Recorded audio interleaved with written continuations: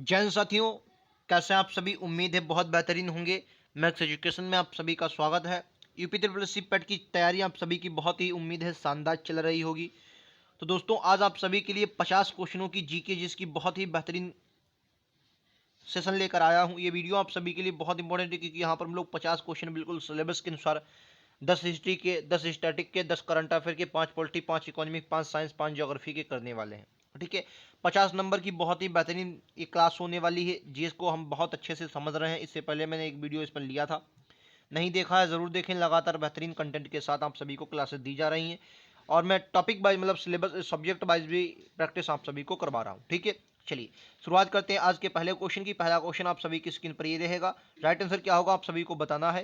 Question का right answer क्या है आप सभी को बताना है। देखिए कह रहा है कौन सा सुमेलित नहीं, तो हड़प्पा दयाराम साइनी जी ने इसकी खोज की थी, बिल्कुल सही है। और ये खोज 1921 में हुई थी और सबसे पहले सिंधु घाटी सभ्यता का हड़प्पा ही खोजा गया था, इसलिए इसे क्या बोलेंगे, इसलिए इसे हड़प्पा सभ्यता भी कहते हैं। लोथल की खोज 1955 में एस आर राव ने की थी, बिल्कुल सही बात है। सुदरकोट जेपी जोशी ने खोजा था, बिल्कुल सही बात है। लेकिन धोलावीरा की खोज बी के थापर ने नहीं की थी, ये बात आपकी गलत है। धोलावीरा ये आपका कहाँ पर, गुजरात में देखने को मिलता है, आप सभी को याद रखना है। ठीक है, और हाँ घग्गर धोलावीरा घग्गर नदी के किनारे, बिल्कुल सही। तो राइट, सॉरी, ये धोलावीरा सरस्वती नदी के किनारे, किसके, सरस्वती, घग्गर नदी के किनारे आपकी कालीबंगा हो जाएगी। ऑप्शन डी क्वेश्चन का राइट आंसर होगा। ठीक है, नेक्स्ट क्वेश्चन दूसरा ये रहा। कहना सबसे प्राचीनतम वेद कौन सा है? आप सभी को पता होगा ऋग्वेद सबसे प्राचीनतम वेद है, इसमें हमें कोई आपत्ति नहीं है। आप सभी को ये क्वेश्चन रटा होगा, ऋग्वेद सबसे प्राचीनतम वेद है और इसमें 10 मंडल आप सभी को देखने को मिलते हैं, ये भी बात आप सभी को याद रखना है। महात्मा बुद्ध को जन्म एवं निर्वाण ज्ञान की प्राप्ति किस दिन हुई थी, ऐसा माना जाता है? महात्मा बुद्ध को जन्म, निर्वाण और निर्वाण ज्ञान की प्राप्ति, निर्वाण मतलब उनकी मृत्यु, मृत्यु ये बताना है, मृत्यु। ठीक है, इनकी मृत्यु को क्या कहा जाता है? तो बौद्ध ग्रंथों में इनकी मृत्यु को महापरिनिर्वाण कहा जाता है। क्या कहा जाता है? महापरिनिर्वाण कहा जाता है, ये बात आप सभी को याद रखनी है। ठीक है, साथ ही दोस्तों अगर ज्ञान की प्राप्ति पूछे, ज्ञान की प्राप्ति के बाद जब इन्होंने पहले अपने उपदेश दिए उसको धर्म चक्र प्रवर्तन कहा जाता है। मतलब वो पहला जब उपदेश दिया उसे धर्म चक्र प्रवर्तन कहा जाता है, ये बात आप सभी को याद रखना है। ठीक है, और गृह त्यागने की घटना को महाभिनिष्क्रमण कहा जाता है। क्वेश्चन का राइट आंसर वैशाख पूर्णिमा के दिन सब हुआ था, राइट आंसर ए होगा। ठीक है, कब? वैशाख पूर्णिमा। चलिए नेक्स्ट क्वेश्चन आप सभी की स्क्रीन पर ये रहेगा, राइट आंसर क्या होगा? क्या चीनी यात्री होनसांग किस विश्वविद्यालय में अध्ययन करने के लिए आया था? होनसांग हर्षवर्धन के शासनकाल में आया, ये बात आप सभी को याद रखना। किसके? हर्ष के शासनकाल में आया और हर्ष को ये शिलादित्य कहकर पुकारता था। क्या बोलेंगे दोस्तों? शिलादित्य कहकर पुकारता था। क्या कहता था? शिलादित्य कहकर पुकारता था, ये बात आप सभी को याद रखनी है, शिलादित्य कहता था। क्लियर है, चीनी यात्री था होनसांग। ठीक है, याद रखेंगे। तो ये कहाँ पर मतलब विश्वविद्यालय में अध्ययन करने आया था? राइट आंसर क्या होगा? नालंदा में। नालंदा, नालंदा की अच्छा स्थापना मतलब स्थापना किसने करवाई थी? कमेंट बॉक्स में आप सभी को बताना है कि तो किसने? कुमारगुप्त। ये कुमारगुप्त ने, किसने दोस्तों? कुमारगुप्त ने करवाई थी, याद रखें, किसने? कुमारगुप्त ने करवाई थी। ठीक है, अगला क्वेश्चन क्या, दिल्ली का वह सुल्तान जिसने ब्राह्मणों पर जजिया कर लगाया था? क्या बोलेंगे? दिल्ली का वह सुल्तान जिसने ब्राह्मणों पर जजिया कर लगाया। ठीक है, तो मोहम्मद बिन तुगलक, इसका शासनकाल अगर पूछा है एमबीटी से कहा जाता है। ठीक है, तो ये अपनी राजधानी परिवर्तन के लिए और सांकेतिक मुद्रा जारी की, शीशे की मुद्रा भी, सॉरी, सांकेतिक मुद्रा के लिए जारी जाता है। फिरोज शाह तुगलक इस क्वेश्चन का राइट आंसर होगा। ठीक है, फिरोज शाह तुगलक। ठीक है, नहरों के लिए भी जाना जाता है कि सबसे ज्यादा नहरें भी इसने खुदवाई। सबसे ज्यादा दास जो थे वो इसी के शासनकाल में, सबसे ज्यादा दास भी इसी के शासनकाल में थे। अलाउद्दीन खिलजी श्रीनगर बसाया था, आप सभी को पता है। साथ ही दोस्तों आपको याद रखना है श्रीनगर के साथ साथ अलाउद्दीन दरवाजा भी याद रखेंगे। शासनकाल पूछा जाए तो क्या बोलेंगे? 1296 से 1316, इसका शासनकाल भी बहुत अच्छे से याद रखा। बाकी उलिया दागने की प्रथा, घोड़े दागने की प्रथा जो थी, नगद वेतन, स्थायी सेना, ये सभी किसने? अलाउद्दीन खिलजी ने। ठीक है, चलिए नेक्स्ट क्वेश्चन ये रहा। कह रहा है वास्को डी गामा भारत किस वर्ष आया? वास्को डी गामा भारत किस वर्ष आया? आप सभी को पता होगा, पहला पुर्तगाली यात्री था, ये आया था वास्को डी गामा पहली बार। वास्को डी गामा भारत कब आया? 1498। अच्छा, दूसरी बार ये कब आया? तो क्या बोलेंगे? दूसरी बार ये आया था 1502 में। दूसरी बार कब आया? 1502 में आया। ठीक है, याद रखेंगे, पहली बार 1498, दूसरी बार 1502 में वास्को डी गामा आया था। ठीक है, चलिए नेक्स्ट क्वेश्चन। अगला कह रहा कि मुगल सम्राट द्वारा नियुक्त बंगाल का अंतिम शासक कौन था? मतलब कहने का मतलब ये है कि बंगाल का मुगल साम्राज्य ने किसे नियुक्त किया था। तो कहने का मतलब आपको ये पता होना चाहिए कि इसकी स्थापना स्वतंत्र किसने करवाया था, बंगाल को स्वतंत्र भारत मतलब स्वतंत्र बंगाल की स्थापना किसने की थी, तो मुर्शीद कुली खां। तो मुर्शीद कुली खां को ही मतलब अंतिम इसको नियुक्त किया और इसी ने बाद में क्या कर दिया, इसी ने अपने आप को स्वतंत्र घोषित कर दिया था बंगाल को। अच्छा एक बात याद रखना, अली वर्दी बहुत बार एग्जाम में आए हैं, क्वेश्चन पूछा जाएगा कि अंग्रेजों को मधुमक्खी की संज्ञा किसने दी, तो क्या बोलेंगे, अली वर्दी ने अंग्रेजों को मधुमक्खी कहा था। क्या कहा था, मधुमक्खी कहा था। क्या बोलेंगे दोस्तों, क्या कहा था, मधुमक्खी कहा था। आप सभी को ये बात याद रखनी, क्या कहा था, मधुमक्खी कहा था अली वर्दी ने। क्लियर है आप सभी को। अगला कह रहा भारत का प्रथम भारतीय गवर्नर जनरल कौन था, भारत का प्रथम भारतीय गवर्नर जनरल कौन था, तो क्या बोलेंगे, भारत का पूछा जाए और प्रथम पूछा जाए और भारतीय गवर्नर क्या बोलेंगे, सी राजगोपालाचारी थे। ऑप्शन नंबर सी इस क्वेश्चन का राइट आंसर रटा होगा आप सभी को। ठीक है, चलो अगले क्वेश्चन पर दोस्तों चलते हैं। अगला क्वेश्चन कह रहा 1857 के विद्रोह के समय भारत का गवर्नर कौन था। 1857 के विद्रोह से जितने भी महत्वपूर्ण क्वेश्चन है सब करवा चुका हूं, जरूरत है लगातार आप सभी को जुड़ने की। देखिए मैंने प्रतीक चिन्ह भी बताया क्या था, कमल और रोटी, कमल और रोटी इसका प्रतीक चिन्ह था। आप सभी को एग्जाम में पूछे जाने वाले क्वेश्चन है। बाकी सबसे पहले विद्रोह मंगल पांडे ने तात्कालिक चरबी वाले कारतूस, तात्कालिक कारण कहा था, बैरकपुर छावनी। क्या बोलेंगे, बैरकपुर छावनी पश्चिम बंगाल। उसके बाद जो बेहतरीन सबसे ज्यादा मेरठ में विद्रोह स्टार्ट हुआ, मेरठ के बाद ये विद्रोह दिल्ली पहुंचा, दिल्ली के बाद आपका कहां पर, लखनऊ। कहां पर, लखनऊ। लखनऊ से किसने, बेगम हजरत महल महकपरी के नाम से जाना जाती हैं। इन्होंने अपने पुत्र वर्जिस कादिर को गद्दी पर बैठाला था, हालांकि बाद में कंपनी ने उसके इनके विद्रोह को दबा दिया था। ठीक है, याद रखेंगे। तो कौन था भैया, ये कौन था, तो क्या बोलेंगे भाई साहब, कैनिंग था। कौन था, कैनिंग। और एक बात कई बार एग्जाम में ये भी आई है, देखियो 1857 का विद्रोह ये बहुत कहने का मतलब है निर्णायक साबित हुआ। ठीक है, 1857 के विद्रोह में ही ब्रिटिश क्राउन मतलब ईस्ट इंडिया कंपनी जो थी, ईस्ट इंडिया कंपनी थी, इसने इसकी मतलब जड़ें उखड़ गई। तो ब्रिटिश क्राउन ने कहा अब तुम्हारे बस का शासन चलाना नहीं। फिर इसी के बाद ब्रिटिश क्राउन ने अपने अंतर्गत शासन लिया, भारत का जो शासन था वो ब्रिटिश क्राउन ने ले लिया था। ठीक है, और 1858 का एक्ट भी पारित हुआ था, इसी के 1858 का एक्ट पारित हुआ, इसी के कारण, इसी के द्वारा जो मतलब ईस्ट इंडिया कंपनी से ब्रिटिश क्राउन। और ये कई बार एग्जाम में ये भी है कि 1818 के एक्ट जो आया था 1858 का, इसको कैनिंग ने कहां से पढ़ा था, तो क्या बोलेंगे, इलाहाबाद से पढ़ा था। ये आपने अगर प्रैक्टिस लगा रहे होंगे तो ये क्वेश्चन देखा, इलाहाबाद से इसे पढ़ा था। उस वक्त कैनिंग था और कैनिंग ही पहला वायसराय भी बना था। अंतिम गवर्नर जनरल भारत का पूछा है तो भी क्या बोलेंगे, कैनिंग। और कैनिंग ही पहला वायसराय भी बना था। क्या बोलेंगे, वायसराय भी बना था। वायसराय भी कौन बना था, कैनिंग ही पहला वायसराय बना था। ये भी बात आप सभी को याद रखना। तो कैनिंग इस क्वेश्चन का राइट आंसर होगा सी। और इसने आपातकालीन मुख्यालय पूछा जाए कहां बना, तो भी बोलेंगे इलाहाबाद को ही इसने अपना आपातकालीन मुख्यालय बना था। मतलब उस वक्त इलाहाबाद था, वर्तमान में प्रयागराज हो गया है। ठीक है, इलाहाबाद था। भारतीय राष्ट्रीय कांग्रेस की स्थापना को भाई देखिए, भारतीय राष्ट्रीय कांग्रेस की स्थापना के साथ साथ मैं आप सभी को यह भी बता दूं कि इसका पुराना नाम, जो पहले नाम इसका भारतीय राष्ट्रीय संघ रखा गया, लेकिन दादा भाई नौरोजी के प्रयास से इसको भारतीय राष्ट्रीय कांग्रेस कहा गया। 1885 में स्थापना होती है, आप सभी को याद रखना है। और उस वक्त क्वेश्चन ये भी बहुत बार एग्जाम है कि उस वक्त भारत का गवर्नर जनरल कौन था, गवर्नर जनरल तो क्या कौन था, तो क्या सॉरी 1885 यानी कि भारत का वायसराय बन गया होगा। तो कौन था वायसराय, डफरिन था। क्या बोलेंगे, डफरिन था, डफरिन। और डफरिन, बहुत से लोगों ने इसे डफरिन की दिमाग की उपज भी बताया, मतलब जो कांग्रेस था इसे डफरिन के दिमाग की उपज भी बताया, लेकिन बाद में डफरिन ने खुद इसे कहा, इसे विद्रोहियों की संस्था भी कहा। ठीक है, बाद में डफरिन ने फिर खुद इसे विद्रोहियों की संस्था भी कहा।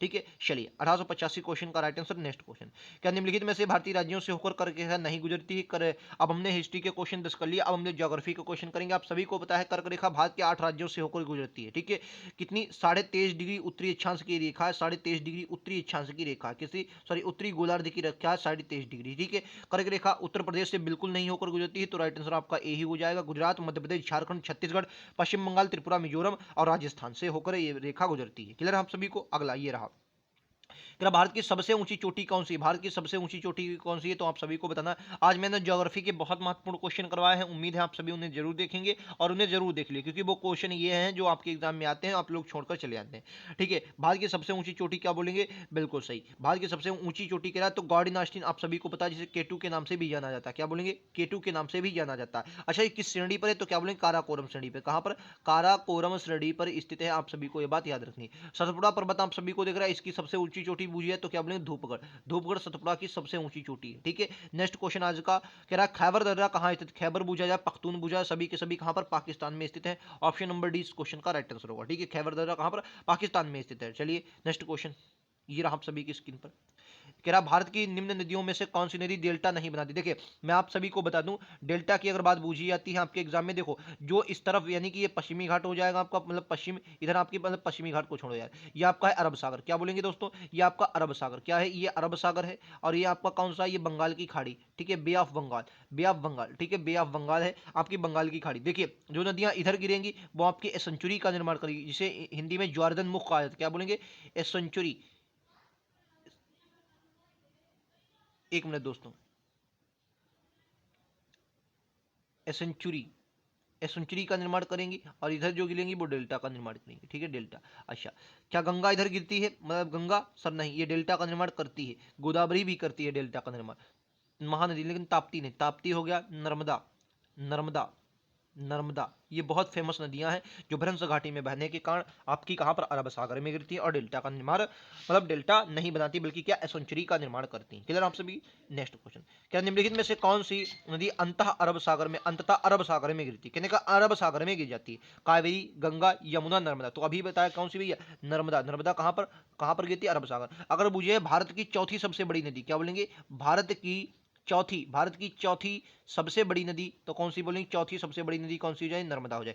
पहली गंगा कितनी, 2525, दूसरी गोदावरी कितनी, 1465। क्या बोलेंगे, गोदावरी कितनी, 1465। तीसरी आपकी कृष्णा कितनी, 1401, कृष्णा कितनी, 1401। और आपकी नर्मदा चौथे नंबर पर, नर्मदा 1376 के आसपास है, आपको देखना होगा, ये देख लेंगे। फिलहाल चौथे नंबर पर आपकी नर्मदा आती है, ठीक है। चलो अगले क्वेश्चन पर चलते हैं। अगला क्वेश्चन आप सभी की स्क्रीन पर ये रहा, भारत में जीएसटी लागू करने का सुझाव किसने दिया था, कौन सी समिति, रंगराजन समिति, स्वर्ण सिंह समिति। स्वर्ण सिंह समिति ये पॉलिटी से भी संबंधित है, क्योंकि यहाँ पर पॉलिटी अगर आपने पढ़ी होगी तो कौन से जोड़े गए थे, पता है आप सभी को, बिल्कुल सही। क्या बोलेंगे, मूल कर्तव्य जोड़े गए थे। तेंदुलकर समिति ये गरीबी से संबंधित है, विजय केरकर समिति, ठीक है। और 101 रुपए का मतलब 101वां संविधान संशोधन था, 101 रुपए का कन्याधन जीएसटी के लिए आपने कर दिया, और कब, 2017 में, कब के बाद, 2017 में लागू होती है, ठीक है। अच्छा, 101वां संविधान संशोधन था, याद रखें, विजय केरकर समिति। तेरा है, भारत में हरित क्रांति के जनक किसे कहा जाता है, भारत में हरित क्रांति के जनक कौन है, तो क्या नॉर्मल बोल रहा, ये विश्व में हो जाएंगे, क्या बोलेंगे, विश्व में। भारत में एम एस स्वामीनाथन। अच्छा, हरित क्रांति नाम किसने दिया, नाम, तो क्या बोलेंगे, विलियम गॉड। किसने दिया था, विलियम गॉड ने दिया था। हरित क्रांति का नाम किसने दिया, विलियम गॉड ने दिया था, ठीक है। भारत में एम एस स्वामीनाथन, और विश्व में नॉर्मल बोरलॉग हो जाएंगे, ठीक है। चलिए अगला क्वेश्चन, क्या इलाहाबाद बैंक का विलय किस बैंक में हुआ, Punjab national bank, union bank of India, Indian bank या केनरा बैंक। इलाहाबाद बैंक का विलय किस बैंक में हुआ था, राइट आंसर क्या होगा आप सभी को बताना है, तो बिल्कुल सही option number D, Indian bank में हुआ था। किसमें दोस्तों, इंडियन बैंक में हो गया था। ऑप्शन नंबर डी इस क्वेश्चन का राइट आंसर होगा। बिल्कुल बात आप सभी को क्लियर हो रही होगी। नेक्स्ट क्वेश्चन, क्या प्रधानमंत्री गरीब कल्याण योजना की शुरुआत कब हुई। जो प्रधानमंत्री गरीब कल्याण योजना है इसकी शुरुआत 25 मार्च 2020 को हुई थी। किसको, 25 मार्च 2020 को हुई थी। ऑप्शन नंबर सी, प्रधानमंत्री गरीब कल्याण योजना की शुरुआत कब हुई, 25 मार्च, कल्याण योजना की शुरुआत कब हुई, 25 मार्च 2020 को हुई थी। आप सभी को ये बात याद रखनी है, ठीक है। चलिए नेक्स्ट क्वेश्चन अगला, क्या है, योजना आयोग के स्थान पर किस नए संस्थान को गठन किया गया। योजना आयोग आप सभी को पता होगा, योजना आयोग गठन की जाती है 1950 में, ठीक है। किस समिति की सिफारिश पर योजना आयोग आया, तो क्या बोलेंगे, केसी नियोगी समिति। क्या बोलेंगे, केसी नियोगी समिति, केसी नियोगी समिति, केसी नियोगी समिति की सिफारिश पर आता है योजना आयोग, ठीक है। अच्छा, 2015 में इसको रिप्लेस करके आपका क्या बना दिया गया, नीति आयोग। इसकी स्थापना नीति आयोग ने की गई, 2015 में नीति आयोग बन गया, ठीक है, याद रखिएगा। चलिए अगले क्वेश्चन पर दोस्तों चलते हैं। अगला क्वेश्चन आप सभी की स्क्रीन पर ये रहेगा, निम्नलिखित में से किस अधिनियम के अंतर्गत द्वैत शासन, कहां पर, केंद्र में द्वैत शासन प्रणाली स्थापित की। पॉलिटी का बहुत ही बेहतरीन क्वेश्चन, और साथ ही में दोस्तों आपको प्रांत में भी बताना है, प्रांत में के द्वैत शासन कहां पर प्रणाली द्वैत शासन कहां पर स्टार्ट किया गया। अगर पूछ लिया जाए प्रांतों में समाप्त कब की गई और केंद्र में स्टार्ट कब की, तो दोनों बातें एक ही हैं, तो क्या बोलेंगे, बिल्कुल सही। जितने लोग ऑप्शन नंबर क्या दे रहे हैं, बिल्कुल सही ए दे रहे हैं। 1935 में क्या हुआ, देखो 1919 में जो प्रांतों में दो शासन प्रांत क्या क्या बोलेंगे, 1919 में प्रांतों में दो शासन प्रारंभ हुआ, और 1935 में प्रांतों में दो शासन खत्म कर दिया गया, और फिर केंद्र में लागू हो गया, ठीक है। तो राइट आंसर क्या होगा, इस क्वेश्चन का राइट आंसर विकल्प उत्तर ए होगा, ठीक है, ए होगा इस क्वेश्चन का राइट आंसर। नेक्स्ट क्वेश्चन पर दोस्तों चलते हैं। अगला क्वेश्चन ये रहा आप सभी की स्क्रीन पर, कि वर्ष 1946 में गठित अंतरिम सरकार के कार्यपालिका परिषद के उपसभापति कौन थे। वेरी इंपॉर्टेंट क्वेश्चन है, आप सभी को ये बात पता होनी चाहिए। राइट आंसर क्या होगा, बिल्कुल सही। क्या बोलेंगे, नेहरू जी थे। उपसभापति कौन थे, नेहरू जी दोस्तों उपसभापति थे, ठीक है। नेहरू जी कौन थे, उपसभापति थे, आप सभी को पता होना चाहिए। क्लियर है आप सभी को, राइट आंसर क्या होगा, सी होगा। चलो भाई साहब अगले क्वेश्चन पर चलते हैं। तेरा भारत में संविधान में उद्देशिका का विचार कहां से लिया गया। उद्देशिका की कुछ महत्वपूर्ण बातें आप सभी को बताता हूं। उद्देशिका की अगर मैं बात करता हूं तो ये लाई कब गई, 13 दिसंबर 1946 को 13 दिसंबर 1946 को इसे जवाहरलाल नेहरू जी, कौन से, नेहरू जी से पेश करते हैं, याद रखेंगे, नेहरू जी से पेश करते हैं। 22 जनवरी 1947 को संविधान सभा से मतलब स्वीकार कर लेती है, 1947 को संविधान सभा से स्वीकार करती है। कहां से लिया गया है, तो क्या बोलेंगे, यूएसए यानी कि अमेरिका के संविधान से इसे लिया गया। कहां से, अमेरिका के संविधान से लिया गया। साथ ही ये भी बातें आप सभी को याद रही। कुछ बातें और भी याद रखना है, कितनी बार संशोधन, तो एक बार ही संशोधन हुआ, वो संविधान संशोधन था 42वां। कौन से शब्द जोड़े गए, 3 शब्द जोड़े गए, कौन कौन से वो शब्द थे, तो क्या बोलेंगे, सामाजिक, सॉरी कौन से, अभी बताता, अखंडता जोड़ा गया, यार पंथनिरपेक्ष, समाजवादी, पंथनिरपेक्ष और अखंडता, क्या बोलेंगे, समाजवादी, पंथनिरपेक्ष, 3 शब्द जोड़े गए। कौन कौन से 3 शब्द थे, समाजवादी, पंथनिरपेक्ष और अखंडता, 3 शब्द जोड़े गए। साथ ही दोस्तों आप सभी को यह भी याद रखना है, जो ये आपकी थी, इसमें 5 प्रकार की स्वतंत्रता, स्वतंत्रता कितने प्रकार की, 5 प्रकार की स्वतंत्रता, 3 प्रकार के न्याय और 2 प्रकार की समता का वर्णन किया गया। उम्मीद है इससे बाहर कोई भी क्वेश्चन आपका पॉलिटी से नहीं बनेगा। एक क्वेश्चन और भी, मतलब पॉलिटी, सॉरी उद्देशिका से एक क्वेश्चन और भी बन सकता है प्रस्तावना से, कि प्रस्तावना की भाषा कहां से ली गई। हालांकि प्रस्तावना तो अमेरिका से ली गई, लेकिन प्रस्तावना की भाषा कहां से, ऑस्ट्रेलिया से। प्रस्तावना की भाषा कहां से, ऑस्ट्रेलिया से प्रस्तावना की भाषा को लिया गया है। राइट आंसर क्या होगा, ऑप्शन नंबर ए हो जाएगा इस क्वेश्चन का राइट आंसर। चलिए नेक्स्ट क्वेश्चन ये रहा, क्या भारतीय संविधान का किस अनुच्छेद में अखिल भारतीय सेवाओं का प्रावधान है। 313, 311, 312, 310। अच्छा, अखिल भारतीय, अगर मैं पूछूं कि अखिल भारतीय जो सेवाएं होती हैं, इनको बनाने की पूरी पूरी जो मतलब पावर होती है किसके पास, तो क्या बोलेंगे, राज्यसभा के पास। पूरी पूरी राज्यसभा के पास पावर होती है अखिल भारतीय सेवाओं को बनाने की। इस क्वेश्चन का राइट आंसर क्या हो जाएगा, आप सभी को याद रखना है। क्वेश्चन का राइट आंसर बी होगा, अनुच्छेद 312 में अखिल भारतीय सेवाओं को रखा गया। ठीक है, ऑप्शन नंबर बी इस क्वेश्चन का राइट आंसर होगा।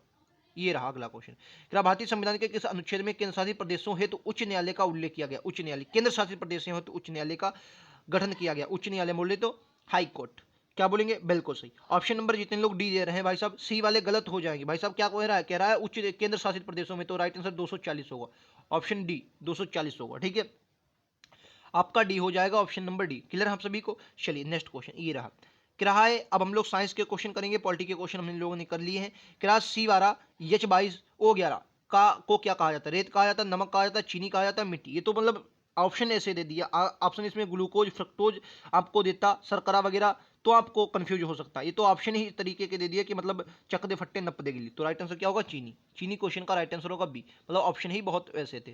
क्या ध्वनि कैसी तरंगे है, ध्वनि कैसी, दाब है, विद्युत तरंगे हैं, कैसी तरंगे है भाई साहब, ध्वनि अनुदैर्ध्य, कैसे याद रखेंगे, धा आधा, यहाँ पर धा आधा। ठीक है, अनुदैर्ध्य तरंगे हैं। ठीक है, ऑप्शन नंबर बी। अनुदैर्ध्य और अनुप्रस्थ तरंगों में इनमें कंफ्यूजन होता है, तो याद रखेंगे धा आधा उसमें है, धा आधा इसमें भी है, यानी कि ध्वनि तरंगे कैसी हैं, अनुदैर्ध्य तरंगे हो जाएंगी 27 का, सॉरी माफी चाहेंगे दोस्तों, ध्वनि तरंगे कैसी, पहली बात हमें अनुदैर्ध्य तो होंगी, लेकिन सबसे पहले ऑप्शन लगाना पड़ेगा सी, क्योंकि क्या है भाई साहब, ये विद्युत चुंबकीय तरंगे हैं। क्या है, विद्युत चुंबकीय तरंगे के अंतर्गत अनुदैर्ध्य और अनुप्रस्थ देखने, सॉरी अनुदैर्ध्य और अनुप्रस्थ देखने को मिलती है, लेकिन सबसे पहले तो विद्युत चुंबकीय हो जाएंगी। तो राइट आंसर क्या हो, यार एक मिनट भाई साहब, एक मिनट, विद्युत चुंबकीय, ये गलत हो जाएगा, विद्युत चुंबकीय तरंगे थोड़ी है, ध्वनि तरंगे, विद्युत चुंबकीय तरंगे थोड़ी, विद्युत चुंबकीय नहीं, अनुदैर्ध्य तरंगे हैं। आप माफी चाहेंगे दोस्तों, बी ही है। विद्युत चुंबकीय तरंगे तो वो होती हैं जैसे गामा है आपकी, और दृश्य विकिरण है, अवरक्त किरण है, ये आपकी विद्युत चुंबकीय तरंगे, बाकी आंतरिक तरंगे ये आपकी जो ध्वनि तरंगे है, ये अनुदैर्ध्य तरंगे है। ऑप्शन नंबर 127 का दोस्तों बी होगा, आप सभी को ये बात याद रखनी है। ठीक है, 27 का हम लोग बी लगाएंगे। चलो अगले क्वेश्चन पर दोस्तों चलते हैं। अगला ये रहा, क्या दूध को संरक्षित करने की किस प्रक्रिया को प्रयोग किया जाता है, पाश्चुरीकरण, वाल्किनीकरण, साबुनीकरण या वहुलीकरण। राइट आंसर 28 का ए होगा, पाश्चुरीकरण कहा जाता है। क्या कहा जाता है, पाश्चुरीकरण कहा जाता है, ऑप्शन ए पाश्चुरीकरण कहा जाता है। दूध को संरक्षित करने की प्रक्रिया को पाश्चुरीकरण कहा जाता है। कैल्शियम का स्रोत है, कैल्शियम का स्रोत क्या है, दूध, संतरा, खाने वाला नमक, इनमें से कोई नहीं। कैल्शियम का स्रोत है 29, ऑप्शन नंबर ए होगा। दूध जो है भाई साहब कैल्शियम का स्रोत है। ठीक है, ऑप्शन नंबर ए होगा, कैल्शियम का स्रोत दूध है।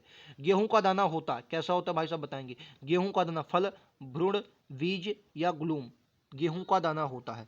30 का राइट आंसर क्या होगा, गेहूं का दाना, ऑप्शन नंबर बी बीज होता है भाई साहब, क्या होगा, बीज होगा। गेहूं का दाना क्या होता है, बीज होता है गेहूं का दाना, बी क्वेश्चन का राइट आंसर। क्लियर आप सभी को, उम्मीद है समझ में आ गया होगा। तो 30 क्वेश्चन यहां तक हमने कंप्लीट किए। अब हम लोग करेंगे स्टैटिक के महत्वपूर्ण क्वेश्चन जो 10 होंगे। रोम किस देश की राजधानी, रोम फ्रांस की पेरिस, क्या बोलेंगे, फ्रांस की पेरिस आप सभी को पता होगी। नीदरलैंड की एम्स्टर्डम, नीदरलैंड की क्या हो जाएगी दोस्तों, एम्स्टर्डम, क्या बोलेंगे, एम्स्टर्डम, एम्स्टर्डम, एम्स्टर्डम। ठीक है, इटली की क्या हो जाएगी, रोम। ठीक है, इटली की क्या हो जाएगी, रोम हो जाएगी। ठीक है, चलो भाई साहब अगला क्वेश्चन ये रहा, कह रहा चीन की मुद्रा का नाम क्या है।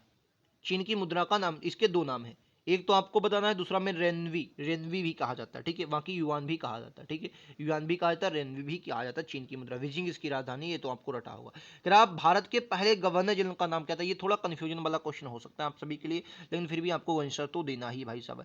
तो क्या बोलेंगे इस क्वेश्चन का राइट आंसर क्या होगा, मैं आप सभी को बताऊं तो भारत के पहले गवर्नर, देखो हुआ का था भाई साहब, 1833 का चार्टर एक्ट आता है, 1833 में ये बंगाल का, मतलब पहले ये 1828-29 के आसपास, 1828 के आसपास वेंटिंग जो था, वेंटिक आया बंगाल का गवर्नर जनरल बनकर, लेकिन 1833 के चार्टर एक्ट में इसे भारत का गवर्नर जनरल बना दिया, क्या बोलेंगे, इसे भारत का गवर्नर जनरल बना दिया गया। तो भारत का पहला जो गवर्नर जनरल था वो विलियम बेंटिक था, ठीक है, ये बात याद रखेंगे।